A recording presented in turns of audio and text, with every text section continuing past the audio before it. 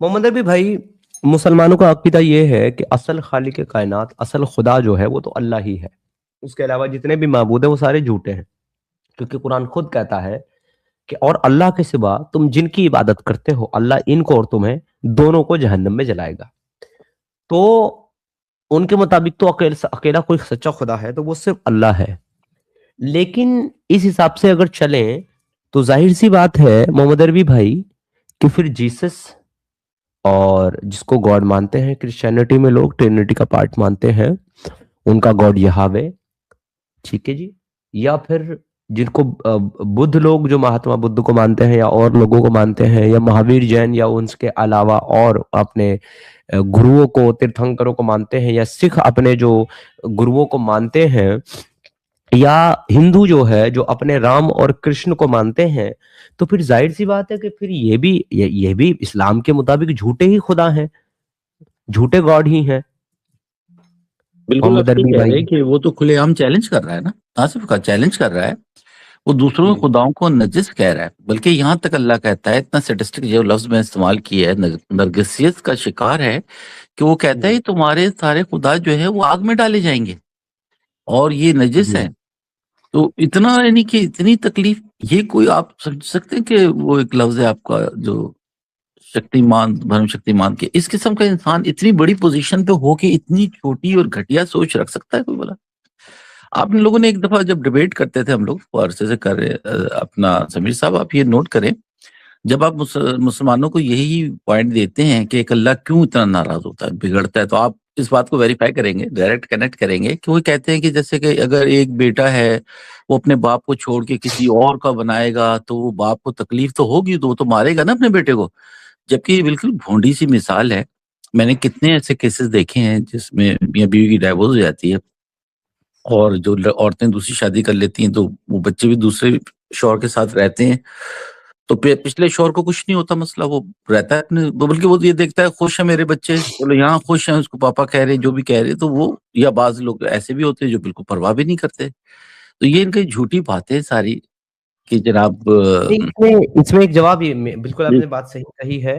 अगर किसी की माँ, कोई बच्चा हो कम उम्री में, उसके बाप से, उसका शोहर से उसका तलाक हो जाए, डाइवोर्स हो जाए, और वो दूसरी शादी कर ले और वो बच्चा उसके साथ वहां माइग्रेट हो जाए, तो जो नया उसका शौहर होता है वो बच्चा सारी उम्र उसी को अपना बाप मानता है, उसी को अपना बाप कहता भी है। और इस वजह से उसका जो ओरिजिनल बाप है, पहला बाप है, वो जाकर के उसको जिंदा नहीं जला देता, मार नहीं डालता। लेकिन इसमें एक चीज और भी है। एक चीज ये है जी जी कि भाई, जिस बाप को बाप ना मानने पर अगर बाप नाराज होता भी है, तो भाई वो बाप आंखों के सामने मौजूद है, दिखाई दे रहा है। तुम्हारा अल्लाह ना तो आंखों के सामने मौजूद है, ना तो दिखाई दे रहा है, और ना हमें ये पता भी है कि भाई वही हमारा खुदा है, वही हमारा खालिक है। सबसे बड़ा जी, मुद्दा तो यही है सर, प्रूव आप करें, साबित करें, प्रूव साबित करें करें। कि भाई वही हमारा खुदा है, वही हमारा बाप है। तो हम उसे बाप क्यों नहीं मानेंगे अगर आप साबित कर देंगे। बेशक कोई पागल ही होगा कि भाई एक चीज अगर देख रहा है, सब कुछ हो रहा है, और चले मैं कहता हूँ चले कोई शख्स है अड़ा हुआ है, इतना, यानी कि आप पोजीशन पे बैठे हुए हैं ना समी साहब, हजारों लोग जी आपको जानते हैं, उसमें से दो चार ऐसे मेरे जैसे चूजे आके नीचे से बकवास के कुछ करें या अपनी बकवास करते रहे, तो आपकी सेहत पे क्या फर्क पड़ेगा? आप कहेंगे लान भेजो यार, इसको पीछे से भौंक रहा है, भौंकने दो उसको, क्या मकसद है उसका? एग्जैक्टली, और ये एग्जैक्टली। अल्लाह तो ऐसा है कि वो भाई तलवार लेके पीछे लग जाता है उस बंदे के।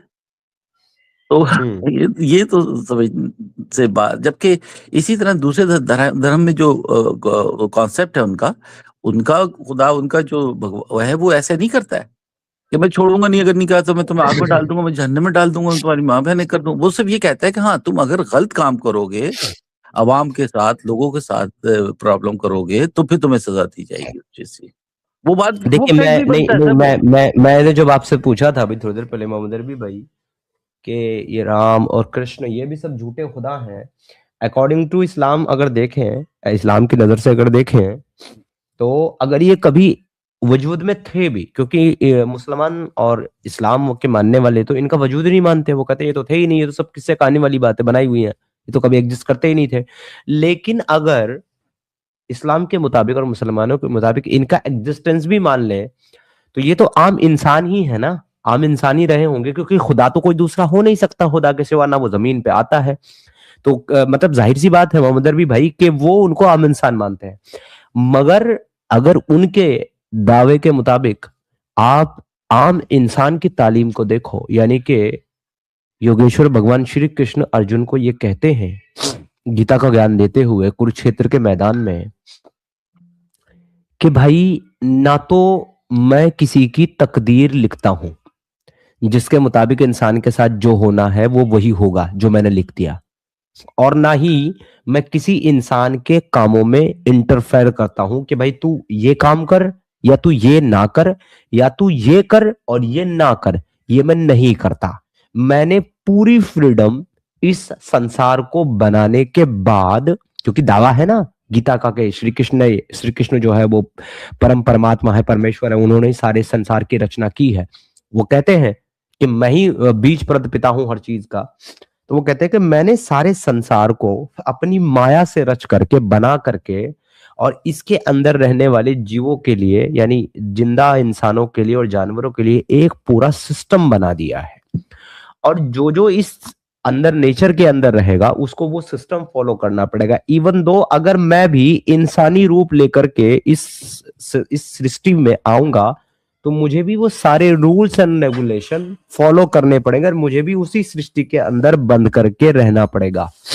तो वो ये कहते हैं कि ना तो मैं किसी के कर्मों में इंटरफेयर करता हूं एक्ट में, और ना ही मैं किसी की तकदीर लिखता हूं। इट इज यू जो लिखता है अपनी तकदीर अपने हाथों से अपने कर्मों के द्वारा। यानी कि अगर तुम चलते हो पानी के ऊपर और तुम पानी में गिर करके डूब जाते हो या भीग जाते हो, तो तुम इसलिए नहीं भीग गए कि मैंने पानी बनाया और मैंने तुम्हें उसमें उसके अंदर डुबा दिया। नहीं, तुम इसलिए डूबे क्योंकि तुमने पानी पर चलने की कोशिश की जो कि तुम्हारे बस की बात नहीं थी।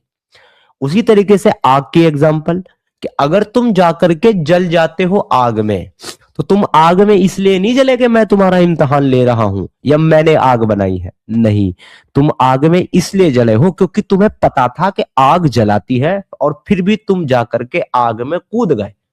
तो तुम अपने एक्ट की वजह से तुम जो जले हो वो जो तुम्हें रिजल्ट मिला है वो तुम्हारे अपने एक्ट की वजह से मिला। इसमें मेरा कोई इंटरफेयर नहीं है, ये सिर्फ और तुम्हारा। क्यों? क्योंकि मैंने इस पूरे नेचर को सिस्टमेटिक तरीके से बनाया है और ये चल रहा है और ये उसी तरीके से चलेगा। इसीलिए आप देख लो जो भी अवतार आए सनातन के मुताबिक वो सारे दुनिया के अंदर इंसानों की तरह रहे, इंसानों की तरह जिए, इंसानों की तरह चले गए, और उन्होंने कभी भी नेचर के जो रूल्स हैं उनको ब्रेक नहीं किया, उनको चैलेंज नहीं किया, उनका वायलेशन नहीं किया। तो मैं ये जानना चाहता हूं, और उन्होंने ये भी साथ में कह दिया जो मेन पॉइंट है मोहम्मद अरबी भाई, कि तुम मेरी पूजा करो या ना करो, तुम किसी भी नाम से मुझे पुकारो, किसी भी रूप में मुझे पुकारो, अगर मुझे ये लगेगा कि तुम मुझे पुकार रहे हो तो मैं सुनूंगा तुम्हारी पुकार को, मैं तुम्हारी पुकार को सुनूंगा। अगर तुम मुझे किसी भी नाम से किसी भी रूप में पुकारो, यानी एक पत्थर को सामने रख करके तुम उसे पुकारो, और लेकिन मुझे ये लगता है कि तुम उस पत्थर को नहीं बल्कि मुझे पुकार रहे हो, तो मैं तुम्हारी पुकार सुनूंगा। लेकिन अगर तुम मुझे ही पुकार रहे हो लेकिन फिर भी तुम मुझे नहीं पुकार रहे हो, तुम कुछ और चाहते हो, तो भी मैं तुम्हारी पुकार नहीं सुनूंगा। यानी कि किसी भी चीज के लिए बाउंड किया ही नहीं है। तो मेरा सवाल ये है इतनी लंबा लेक्चर देने का मोहम्मद अरबी भाई, कि अल्लाह जो एक सच्चा खुदा है वो तो इतना जेलस है, इतना स्टुपिडिटी वाली बात करता है और इतना डर है उसको इस बात का कि उसके बनाई हुई कायनात सिर्फ उसी की इबादत करे। वहीं झूठे खुदा उनके मुताबिक उनका कोई परवाही नहीं है, वो कहते तुम्हारी मर्जी आए तुम करो, नहीं आए तो ना करो। मैंने तुम्हें ये नॉलेज दी, ये ज्ञान दिया, तुम्हारी मर्जी आए इसको फॉलो करो, ना मर्जी आए मत फॉलो करो, मुझे कोई फर्क ही नहीं पड़ता। तो आप बताओ मोहम्मद अरबी भाई। आप ये देखें ना अपना समीर साहब, कि जो दूसरे खुदा हैं वो इतने वाकई सर्व शक्तिमान हैं कि उन्हें किसी चीज का डर ही नहीं है।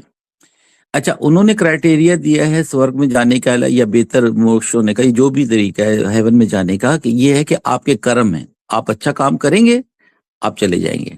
यहाँ पे ऐसा नहीं है, यहाँ पे आप बच्चियों का रेप करें, इस्लाम में जो है, आप चाहे गुनाहगार हो कत्ल कर दें, वो अल्लाह हर चीज को वायलेट करके आपके गुनाह माफ कर देगा और आपको जन्नत में भेज देगा, सिवाय ये आपके कि आप शिर्क ना करें। अच्छा देखें, सारी कहानी इनकी यहाँ खत्म हो जाती है। मुझे लगता है जो कुरान जिन जिन लोगों ने लिखा है वो बहुत कंफ्यूज थे। जब सूरह तकवीर 81 की 29 आप पढ़ लें, इसमें इनका सो कॉल्ड जो अल्लाह है, अरबी अल्लाह जिसे मैं कहता हूँ, वो कहता है कि तुम चाहे कुछ भी चाहो, कुछ नहीं हो सकता जब तक अल्लाह की मंशा ना हो, अल्लाह ना चाहे। ओ भाई, जब आपने ये बिल्कुल। कह दिया, आपने हाथ में सब कुछ ले लिया, तो फिर एक इंसान की क्या औकात रह गई? कहाँ का वो जाके कर रहे। फिर इसी में आ जाए, सूरह आले इमरान की 85 में आ जाए। इसमें अल्लाह कहता है इस्लाम के अलावा अगर तुम कोई और मजहब या कुछ सिलेक्ट करोगे तो वो काबिल कबूल ही नहीं है। अब आप मुझे बताएं कि अब आपने जो मेरा टेस्ट ले रहे हैं या जो मुझे दुनिया में भेज रहे हैं, जो कुछ कर रहे हैं, वो तो ऑलरेडी आपने सारे हाथ पैर काट दिए मेरे। तो फिर मैं कर क्या सकता हूँ इसमें? अभी प्रॉब्लम वही आ जाती है कि इतना ये अजीब कंफ्यूज सा सब्जेक्ट है, इतना कंफ्यूज इनका अल्लाह है कि उसको पता ही नहीं होता कि वो किस टाइम क्या बोल रहा है, किस टाइम क्या बोल रहा है।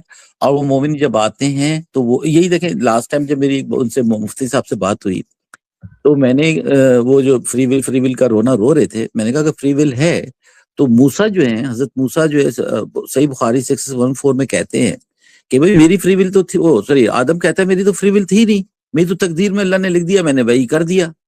तो अब वो उसका जवाब देने से कासिर हो गए, भाग गए वहां से, कोई जवाब नहीं दिया। मैं देता हूँ करते करते मुझे स्ट्रीम से निकाल दिया। आज का आपका टॉपिक बहुत मुश्किल है, ये नहीं इसको डिफेंड कर पाएंगे और बहुत जलेबियां बनेंगी इस पे अगर कोई आ भी गया मोमेंट तो वैसे मेरा मानना ये है मोहम्मद अरबी भाई, बात आपने बिल्कुल ठीक कही, जो द पॉइंट कही है। लेकिन मेरा मानना ये है कि आप कोई भी टॉपिक लेकर के आओ, मुसलमानों के लिए तो मुश्किल ही है, डिफिकल्टी है। कोई भी टॉपिक लेकर के आप आओ। बिल्कुल, आप बिल्कुल सही कह रहे हैं, तभी तो आप इतनी उससे उस कॉन्फिडेंस के साथ कहते हैं ना कि भाई कोई टॉपिक ले आओ, कोई कोई किसी टाइम आ जाओ, आ जाओ, जिस टॉपिक पे बात कर लो। क्यों नहीं आते, भागते क्यों हैं? ये सिर्फ वहां पे शेर बनते हैं सर जहां इनकी मेजोरिटी हो, जहां कोई आप सवाल ना उठा सके। मस्जिद में आप चले जाएं, वहां पे ये जिस तरह से धाड़ रहे होते हैं, जिस तरीके से ये अपने लेक्चर दे रहे होते हैं, और या मुस्लिम पेजेस पे चले जाएं, वहां जाके कैसे देखें ये कॉन्फिडेंस लेवल इनका कितना हाई होता है। तो वहां एग्जैक्टली सवाल कोई नहीं करता, ज़ोंबी बैठे हुए आगे सर हिला रहे, यूं यूं कर रहे हैं। नहीं, आप इसमें देखिए, खुद आप समझिए इस बात को कि मुसलमानों के जो अकीदे हैं वो कितने टेढ़े हैं। जहां तक टॉपिक, हार्ड टॉपिक की बात है, तो आसान टॉपिक क्या है मोहम्मद अरबी भाई? आसान टॉपिक ये है कि बीवी अपने मर्द की शर्मगाह को चूस और चाट सकती है या नहीं। आसान टॉपिक ये है कि मर्द अपनी बीवी की शर्मगाहों को किस कर सकता है या नहीं। आसान टॉपिक ये है कि हम बिस्तरी करने के बाद अगर मनी निकल जाए तो गुस्ल करना फर्ज है, लेकिन अगर मनी ना निकले तो क्या तब भी गुस्ल करना फर्ज है? ये है आसान टॉपिक। इसमें तो ये शेर है। इस किस्म के जी। आप कर लेना कि पजामे की जो हाइट है वो कितनी होगी, दाढ़ी का साइज क्या होगा, वजू में पाद निकल, ये फजूल की जो बातें आप सुबह शाम से पूछते रहे, कोई मौलवी कोई मुफ्ती आपको बुरा भला नहीं कहेगा, कोई भी बल्कि खुश होगा कि जी इस्लाम सीख रहा है। मगर जहां आपने इस्लाम की असल कोर आइडियोलॉजी पे सवाल किया, बस उसी दिन वो आपके दुश्मन हो जाएंगे। वो चाहे आप मुसलमान ही क्यों ना हो, आपको वो पीछे डिक्लेयर कर देंगे कि मुर्तिद हो गया है, ये इस्लाम से बाहर हो रहा है, इसको समझाओ। तो ये सारी कहानियां वो आपने एक और चीज नोट की होगी कि मुसलमान घरों में, मैं ये सोच रहा था कि क्या वजह थी कि हम लोगों ने इससे पहले इस्लाम को इस तरह से क्यों नहीं पढ़ा, इतनी उम्र हो गई उसके बाद क्यों हमें ये समझ आई। उसकी वजह ये थी, अब यकीन करें कि कुरान को ऐसा इन्होंने हवा बना के रखा हुआ था घरों में माए, अरे ये छूना नहीं है बगैर वजू के, अरे यूं नहीं बैठना, अरे इसको तर्जुमे के साथ इसे खुद से नहीं पढ़ना। वो ड्रामा उनको पता था कुछ लोगों को कि ये अगर खुद पढ़ लेगा या कुछ इसको इजीली आम बुक की तरह ये पढ़ना शुरू कर देगा तो ये समझ जाएगा कि ये गेम सारा 2 नंबर है। उसके लिए इसकी एक वो हाइप क्रिएट की हुई होती है इन्होंने हर कुरान की। और वो मोमिन जो है, मुसलमान जो है, कुरान को हाथ लगाते हुए डरता है। बस वो मुर्दे जब कोई मर जाता है तो उसके किनारे बैठ के वो सूरह क्या कहते हैं निसा पढ़ना शुरू कर देते हैं, 34 वाली जो भी है, कि बीवी को मार लो और लौंडियां ले लो, पता ही कुछ नहीं सूरह बेचारा। यासीन, समझ के बाद सूरह यासीन पढ़ते हैं। सूरह यासीन में क्या लिखा हुआ है? आय हाय हाय, कम कम उम्र नौजवान लड़के हाँ, गिलमा, वो शराब गिलमान पिला रहे होंगे। शराब वो पिला ये रहे। वो मुर्दा मुर्दा मरा पड़ा है, तू लौंडिया लौंडिया बेच रहा है उसके सर पर बैठ के, खबीस कहीं के। हैं? तुम रूहानियत बताते हो, रूहानियत है, अल्लाह की इबादत है, और तुम कुरान में क्या पढ़ते हो? उतुल्लुम बादा ज़ालिका ज़नीम, बेशक ये हरामज़ादा है। तुम कुरान में क्या पढ़ते हो? तब्बत यदा बिल अबी व तब्ब, जिसको तुम जानते नहीं, पहचानते नहीं, जिससे तुम्हारा कोई वास्ता नहीं, लेना देना नहीं, जिसको तुमने देखा नहीं, जो मरे हुए, इसको 1500 साल से हो गया है, तुम उसको बैठ करके हाथ, अभी उसके हाथ पैर तोड़ रहे हो अपनी नमाज में। भाई तुम बेवकूफ हो, कोई दिमागी जहनी बीमार हो, तुम क्या हो? हैं? तुम जो है अपनी बेटियों को कुरान पढ़ाते हो और तुम उसे कहते हो रूबन अतराबा व कबाइबन अतराबा, अल्लाह देगा जन्नत के अंदर बड़े बड़े ब्रेस्ट वाली बच्चियां। हैं? आप यकीन क्या करेंगे ये खवासा है? जो बिल्कुल आपने सही कहा कि इसीलिए वो चाहते हैं कि इतने उलमा का ये है कि तर्जुमे के साथ ना पढ़ो और खुद ना पढ़ो, जबकि कुरान कहता है कि पढ़ो समझो, मैंने बड़ा अच्छा बनाया है, बड़ा आसान बनाया है। मगर मौलवी कभी भी नहीं चाहता आपको कि वो पढ़े, कि तुरुबन तराबा वगैरह ये सब पढ़ ले, गिलमान वगैरह पढ़ेगा तो उसे पता चलेगा कि कहानी क्या हो रही है। बिल्कुल आप सही इसको एग्जैक्टली, आपने हाईलाइट किया है। Exactly, exactly. और ये जो आपने मेजोरिटी वाली बात कही है, इस पे भी मैं बताऊंगा। मेजोरिटी वाली, जहां मेजोरिटी में होते हैं वहां तो हरामीपना करते ही हैं, लेकिन जहां जी जी। माइनॉरिटी में होते हैं वहां पे ज्यादा हरामीजाना करते हैं, क्योंकि वहां पे विक्टिम कार्ड खेलते हैं पर्सनल में। ओ मतलब पब्लिकली विक्टिम कार्ड खेलते हैं, पर्सनली थ्रेट करते हैं, और किस किस तरह के थ्रेट करते हैं वो भी मैं आपको बताऊंगा। ये एक भाई जुड़े हैं, आई एम राइट साहब, तो इनसे जरा मैं पूछ लूं कि भाई कौन है, मोमिन है, नॉन मोमिन है, कौन है? आई एम राइट साहब, आप अपना माइक अनम्यूट कर लें प्लीज। राइट साहब, आपका माइक म्यूट है सर, अपना माइक अनम्यूट करेंगे तभी बात हो पाएगी। Oh, ji hello. Yeah. Can you hear me, sir? जी जी, मैं आपको सुन सकता हूँ सर। आप मुस्लिम हैं? No, I'm not Muslim. अच्छा, तो फिर सर आज की स्ट्रीम तो मुस्लिम के लिए है, जहां से आपने ज्वाइन किया वहीं लिखा हुआ था only for Muslim, only for मोमिन। Yeah, I know, I know. या प्लीज आप लीव कर दें सर। Sorry, बहुत बहुत धन्यवाद। okay, no. Okay sir, thank you. अच्छा जी, तो देखिए, जहां पर ये माइनॉरिटी में होते हैं ना महोदरबी भाई, आपको तो खैर इस सब चीजों से मतलब ये पता तो होगा आपको, लेकिन आपका एक्सपीरियंस नहीं होगा, क्योंकि आप जिस मुल्क से ताल्लुक रखते हैं वहां पे ये विक्टिम कार्ड नहीं खेलते, क्योंकि वहां पे ये माइनॉरिटी में नहीं है, वहां पे ये मेजोरिटी में है, वहां पे ये सीधा जुल्म करते हैं। बिल्कुल और जिस कंट्री में आप माइग्रेट होकर के गए हैं वहां ये जो है विक्टिम कार्ड खेलते हैं, है ना सर? तो वो तो बिल्कुल आप ऐसे देख ही रहे होंगे, लेकिन खासकर ऐसी जगह पर जहां पर ये बहुत ज्यादा माइनॉरिटी में है, या फिर जहां ये इस लायक नहीं है कि खुल के अपनी सोच का, अपनी आइडियोलॉजी का एतराफ कर सके, वहां पर ये क्या करते हैं सर? वहां पर ये सामने से लोगों को बोलते हैं कि भाई इस्लाम तो शांति का मजहब है, अमन का मजहब है, जी प्यार का मजहब है, हम तो प्यार मोहब्बत वाले हैं, भाईचारे वाले हैं। ये बात अलग है कि भाई हम हैं, चारा तुम हो। और हमारे जैसे लोगों को हमारे जैसे लोगों को थ्रेड देते हैं साहब। मैसेंजर पे मैसेज करेंगे, इंस्टाग्राम पे मैसेज करेंगे, व्हाट्सएप पे मैसेज करेंगे, कॉल करेंगे, और माँ बहन की गंदी गाली बकने के बाद कहेंगे तू अपना एड्रेस बता, तुझे मार डालेंगे, ये कर देंगे, वो कर देंगे। हालांकि इन चुदम्मद वालों से हम तो नहीं डरते, इन मोहब्बत भाई के कुत्तों से, क्योंकि हम तो देखो मोहम्मद अरबी भाई ऐसे लोग हैं कि जहां जाते हैं ना, वहां पहले से ऐलान करके ठोक करके छाती तब जाते हैं, 2 दिन पहले बता करके कि भाई फला तारीख को फला शहर में होंगे, है जी। और जाते भी हैं और आते भी हैं, ये फिर भी हमें क्या इनबॉक्स करेंगे? कहाँ छिप करके बैठा है, अपना एड्रेस दे। भाई तेरी अम्मा का हलाले का टाइम आया नहीं है अभी, अगर तेरी अम्मा हलाले के लिए तैयार है तो फिर मैं आ जाता हूं, मैं छुपावा नहीं हूं, मैं सामने बैठा हुआ हूं। और जो ये मैसेज हमें करेंगे मोहम्मद अरबी भाई, उनके चैनल पे ना तो सॉरी, उनके आईडी पे ना तो उनका ओरिजिनल नाम होगा, ना उनकी डीपी होगी।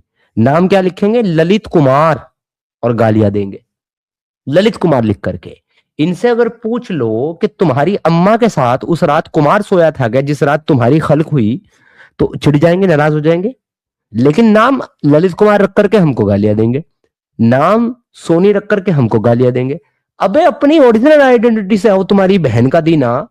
अभी रिसेंटली इंडिया में एक बात काफी ज्यादा वायरल हो रहा है, एक मामला।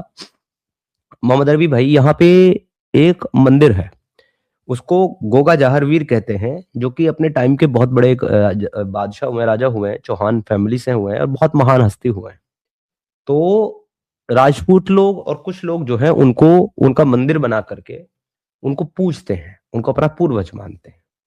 इन लोगों ने साहब क्या किया इंडिया में, इन्होंने उसे एक नया नाम दे दिया और नाम दिया है जाहर पीर, वीर जाहर पीर। पीर बना करके उनके तमाम जितने भी बणी हैं उन पर ये लोग बैठ गए हैं। तो राजस्थान में गोगामेडी नाम की एक जगह है जहां पर सबसे बड़ा मंदिर है वीर गोगा, जाहर वीर गोगा जी का। वहां पे एक हुसैन नाम का अब्दुल जो है बैठ करके झाड़ा लगा रहा था। तो वहां पे हमारी एक एक्टिविस्ट हैं, एक डिजिटल क्रिएटर हैं, उनका नाम है रिद्धिमा शर्मा। उन्होंने जाकर के, रिद्धिमा शर्मा ने सवाल पूछ लिया कमेटी से कि भाई ये अब्दुल यहाँ पर बैठ करके क्या कर रहा है, जबकि इसकी तो आस्था भी नहीं है। तो उसमें बड़ा हंगामा चल रहा है। तो बहुत सारे मुसल्टे जो है वो वीडियो पोस्ट बना करके, वीडियोस बना करके, रील बना बना करके डाल रहे हैं कि भाई ये तो आपसी भाईचारा है, प्यार मोहब्बत है, एकता है, ये लोग एकता के भाईचारे के दुश्मन हैं, रिद्धिमा जैसे लोग जो इस तरह की चीजें कर रहे हैं। तो उस पर मैंने एक रेस्पॉन्ड वीडियो बनाया। मैं चाहूंगा सभी लोगों को ये रेस्पॉन्ड वीडियो बना सुनाऊं। मैंने ये फेसबुक पे बनाया, तो अगर आप मेरा अकाउंट, फेसबुक अकाउंट फॉलो करते हैं तो आपको ये वीडियो मिला होगा, और नहीं करते हैं तो फॉलो कर लीजिए, क्योंकि मैं आए दिन वहां पर रेस्पॉन्ड वीडियोस बनाता रहता हूँ। तो मोहम्मद अरबी भाई, ये वीडियो आप सुने, इसमें मैंने कुछ मजेदार टास्क दिए हैं यहाँ के मोमिनों को, और आप खुद ही समझ जाएंगे सर कि ये टास्क कभी पूरे होंगे कि नहीं होंगे। आप हैं मोहम्मद अरबी भाई? मैं प्ले जी करूं? हाँ, मैंने म्यूट किया हुआ था। आप जरूर दिखाएं वीडियो, क्योंकि आप यकीन करें ये इतने मकार और इतने बद क्या किरदार हैं ये लोग कि ये मैं ही समझता था, थैंक्स टू द इंटरनेट, कि इंडिया में ये मिनॉरिटी में है, जबकि कोई मिनॉरिटी में नहीं है। ये सेकंड लार्जेस्ट पॉपुलेशन है और ये दबके रहते हैं। अब मैं इतने सारे यूट्यूबर्स के चैनल देख रहा हूँ, एक या दो मोमिन होते हैं, वो खुल के बदमाशी कर रहे होते हैं और विक्टिम कार्ड खेल रहे होते हैं वहां पे। जैसे मैंने यहाँ पाकिस्तान में देखा है ना, हिंदू बेचारे दबे हुए, बिल्कुल वो बोलते नहीं है, खामोशी से सुन लेते हैं। उनकी यहाँ तक कि भगवान की तौहीन भी की जाती है तो वो सुन लेते हैं। क्रिश्चियनों को भी इस तरह से देखा मैंने यहाँ पे अपने मुल्क में।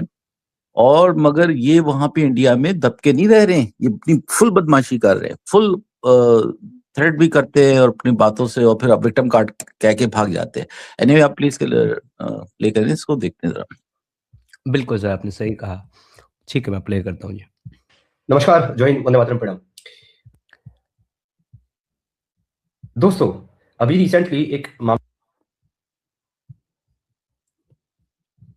जो है सामने आया है, और जो बड़ा चल रहा है फेसबुक के ऊपर और सोशल मीडिया के ऊपर, जहां गोगामेडी राजस्थान में जहारवीर गोगा जी के एक मंदिर के ऊपर, जहां ऊपर कलमा लिखा हुआ, बिस्मिल्लाह लिखा हुआ है, और वहां पर हुसैन नाम का एक अब्दुल बैठ करके झाड़ा लगा रहा है और हिंदुओं से दक्षिणा के नाम पर पैसे ले रहा है।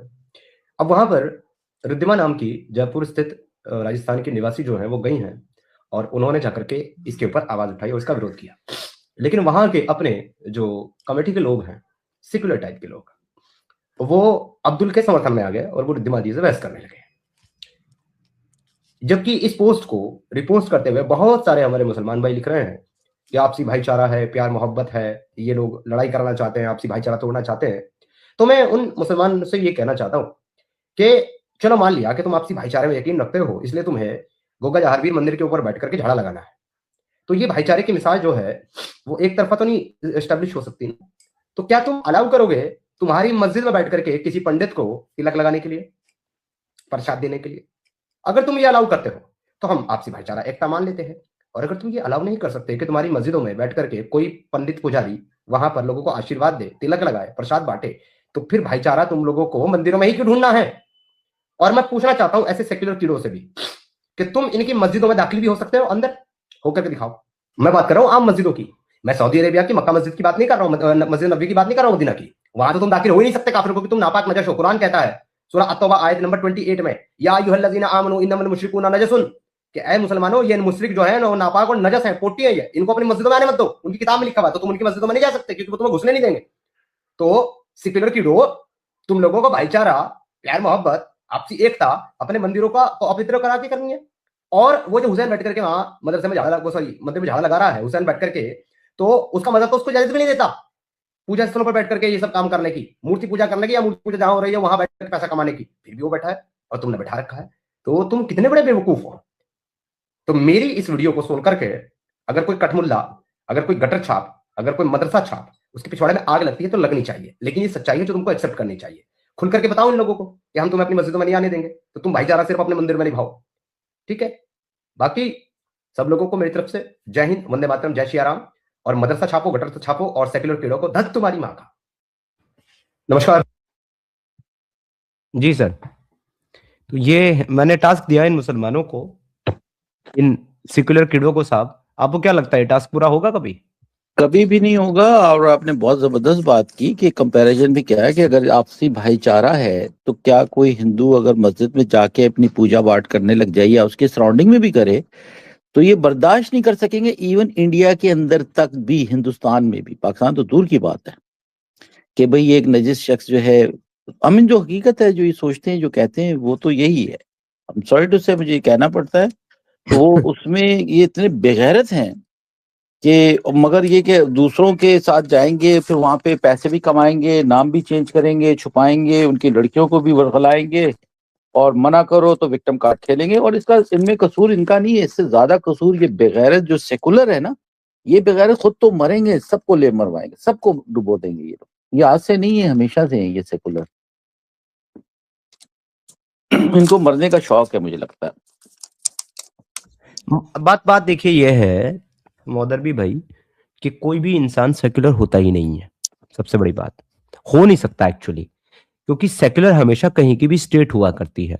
लोग सेक्युलर नहीं होते, लोग सेक्युलरिस्ट हो सकते हैं, सेक्युलर कंट्री के मानने वाले हो सकते हैं या उसके सपोर्टर हो सकते हैं। लोग कभी भी सेक्युलर नहीं हो सकते। और हमारे इंडिया में लोग सेक्युलर होने का दावा करते हैं और ये कहते हैं कि हम कॉन्स्टिट्यूशन को फॉलो करते हैं इसलिए हम सेक्युलर हैं।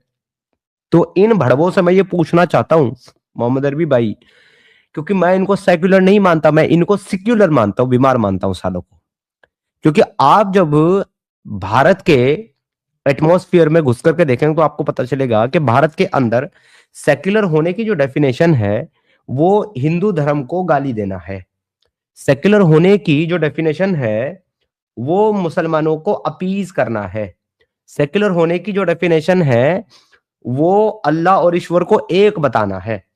ये इनकी डेफिनेशन है साहब। जबकि ये लोग कभी भी इस्लाम के ऊपर, मोहम्मद के ऊपर एक भी टिप्पणी कभी भी नहीं करेंगे। कारण यह है कि इनको पता है कि हिंदू तो तुम्हें कुछ नहीं कहेगा राम को, कृष्ण को गाली देने पर, लेकिन अगर तुमने गलती से मोहम्मद को गाली दे दी तो तुम्हारी खाल में भूसा भर दिया जाएगा और तुम्हारा वो हाल किया जाएगा कि तुम जिंदगी भर याद रखोगे। इसलिए ये ढकोसलेबाजी करते हैं।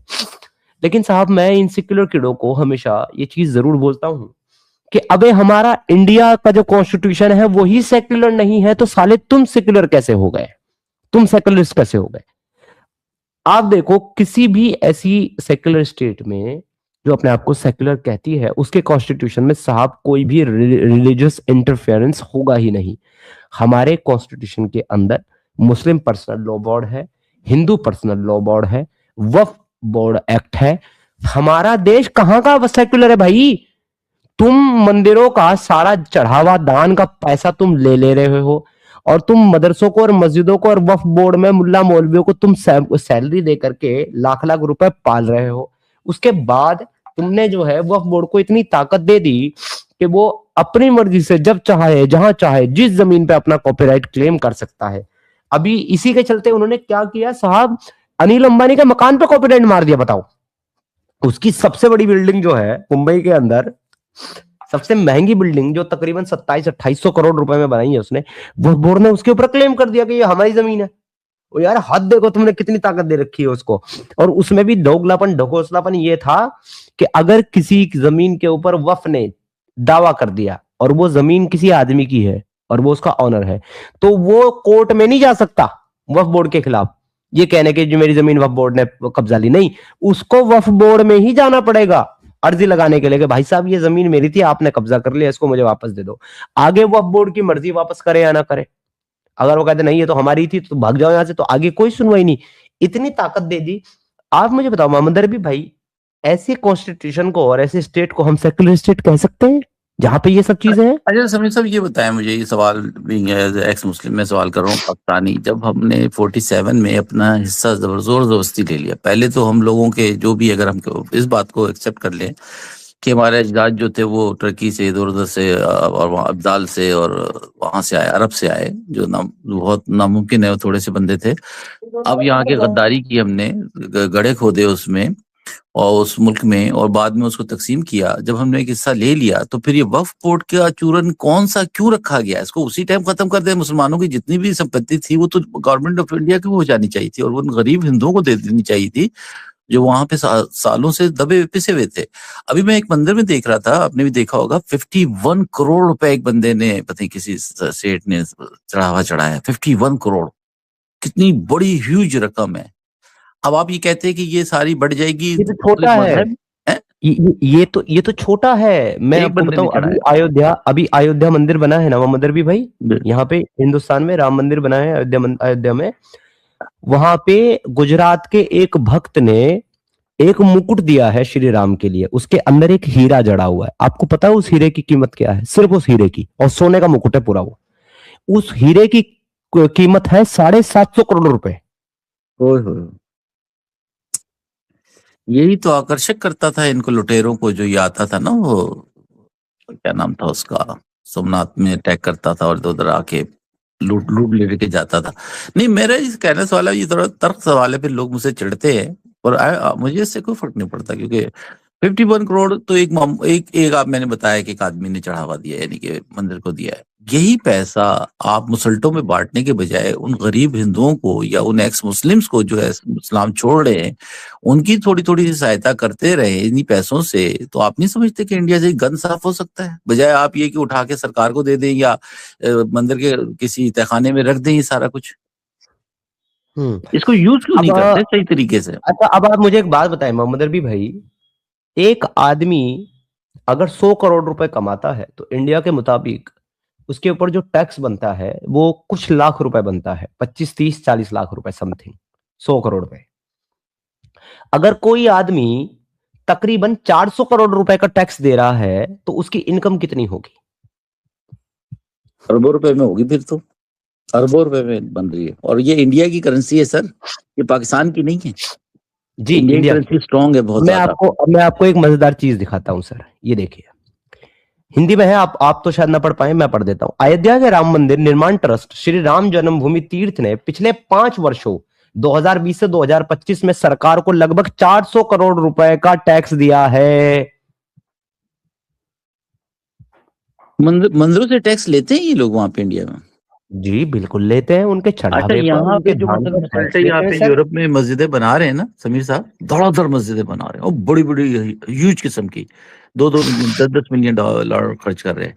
यहाँ पे मसला ये है कि मस्जिदों वगैरह पे और ये चर्च वगैरह पे कोई टैक्स नहीं है, ना प्रॉपर्टी टैक्स है, ना इनकम टैक्स है, ना कुछ है, बल्कि उल्टा गवर्नमेंट इनको पैसे देती है कुछ एक्सपेंसेस के। नहीं टैक्स यहाँ भी नहीं है मोहम्मद अरबी भाई, लेकिन मदरसों और मस्जिदों पे, मंदिरों पे लगाया हुआ है। मंदिरों में दान सारा ले लेते हैं, उनका सारा दान भी। अच्छा बताइए, सारे देखिए उन पे सारा दान भी ले लेंगे और दान लेने के बाद उन पे टैक्स भी लगाएंगे। नहीं, मुझे ये बताएं कि हिंदू सारे क्या ये भंग पिए बैठे रहते हैं कि इनका जो पैसा है ये मुसलमानों की उस पर खर्च होता है? तो ये आप लोग कह रहे हैं, मुझे यकीन तो नहीं आ रहा कि जनाब मौलवियों को तनख्वाहें भी मिलती हैं। मैं तो विश करता हूँ इंडिया में आके को मौलवी बन जाऊं यार, 1 लाख रुपए तनख्वाहें ले रहे हो, 50,000, 30,000। आप जाएं गूगल पे अभी और अभी डालें, वक्फ बोर्ड में जितने भी अपॉइंटेड इमाम हैं, जितने भी अपॉइंटेड मौलवी मुफ्ती हैं, यहां तक कि जामा मस्जिद, जो दिल्ली की जामा मस्जिद है, उसका जो शाही इमाम है, इन सबको तनख्वाह कौन देता है? मुसलमान देते हैं सर? नहीं, वक्फ बोर्ड देता है सर। और वक्फ बोर्ड को पैसे कौन देता है? गवर्नमेंट देती है। हद हो गई यार ये। मैं फिर मेरे कोई मुंह से निकलती है ना बात की, भंग पिए बैठे हुए हैं, क्यों नहीं प्रोटेस्ट करते? उल्टा ये फजूल किस्म की गवर्नमेंट आपके कवानीन बनाती रहती है, पता नहीं कौन से अभी ये कानून बना के बैठी हुई है, यूजीसी पे कौन दूसरा एक कानून ठोक दिया है उन्होंने। कोई इंसानियत नाम की चीज ही नहीं। I am really tired for this thing ना, रियली टायर्ड कि यार आपका जो करोड़ों रुपए का जो है संपत्ति है वो आप गरीब हिंदुओं को बांटे, बेचारों के पास जिनके पास खाने को नहीं है, जो चावलों के चक्कर में अपना ईमान बेचे दे रहे हैं उनको दे दें यार। जो एक्स मुस्लिम हो रहे हैं उनकी सहायता के लिए कोई एक ट्रस्ट बना दें, कुछ कर दें कि चलो भाई ये बंदा यहाँ से यहाँ आ रहा है। उनको तो आप टका सा जवाब दे देते उठा के, तो हमारे बेचारे कुछ सनातनी भाई हमारी कुछ हेल्प कर देते हैं यहाँ पे चैनल्स पे, अदरवाइज तो कुछ भी नहीं है ना। आपको यकीन नहीं आ रहा ना मोहम्मद अरबी भाई, लीजिए, मैंने एक वीडियो बनाया था, रेस्पॉन्ड वीडियो, ये वीडियो आप सुन लीजिए, रेस्पॉन्ड वीडियो मेरा, और इसमें प्रूफ भी है सर, आपको खुद समझ में आ जाएगा क्या चल रहा है। देखिए सुने सुने 2 मिनट रुके, अभी तो मैं थोड़ा सा गुस्सा मेरे चढ़ गया है। आप लोग तो ये भी कह रहे थे, बताइए झूठ है सच है, कि जो हज का है, हाजी इंडिया से जाते हैं उनको गवर्नमेंट सब्सिडी देती है। बिल्कुल देती है सर, अब नहीं दे रही, अब तो बंद कर दिया, लेकिन अभी नहीं, कुछ 1 साल 2 साल पहले तो दे रही 2 थी ना साल उनको। पहले तक थी सर, 50% सब्सिडी गवर्नमेंट देती थी। ओ भाई, किस बात की सब्सिडी? अपना इंडिया का पैसा सऊदी अरब को जाके देने वाली सब्सिडी। और वहां पे वो कट्टरपंथी पैदा करने के लिए फजूल की